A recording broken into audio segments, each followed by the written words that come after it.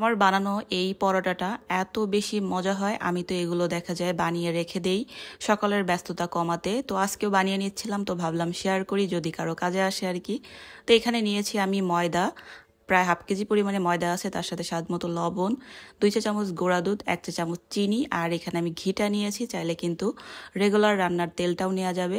তো উষ্ণ গরম পানি দিয়ে এটা ভালো করে খামির তৈরি করে নিয়েছি, আর এখানে ঘিয়ের সাথে ময়দা মিশিয়ে রেখে দিলাম। এটা আর কি মাঝখানে দিয়ে দিব, ভাজের মাঝখানে, তাইলে খেতে অনেক ভালো লাগে, ঘিয়ের একটা ফ্লেভার পাওয়া যায়। তো এখানে হচ্ছে আমার হেল্পিং হ্যান্ড ভাবিকে বলেছি আমাকে এই পরোটাগুলো বেলে দিতে। তো এই ভাবি হচ্ছে আমার পরোটাগুলো বেলে আর কি দিবে, আর এগুলো আমি হালকা সেক দিয়ে রেখে দিব। দেখা যায় এইভাবে রেখে দিলে অনায়াসে 1 সপ্তাহ চলে যাবে। যদিও আমার 1 সপ্তাহ যায় না, 1 সপ্তাহের আগেই শেষ হয়ে যায়, 3-4 দিন চলে যায়। তো এভাবে বানিয়ে রেখে দিলে দেখা যায় সকালের ব্যস্ততাও থাকে না। আর আমার আদনান আদিবা পরোটা খেতে খুবই পছন্দ করে, যেটার কারণে দেখা যায় এভাবে মাঝে মাঝে বানিয়ে রাখি। তো চাইলে আপনারাও কিন্তু এই কাজটা করতে পারেন, আর এই পরোটাগুলো খেতে খুবই মজা।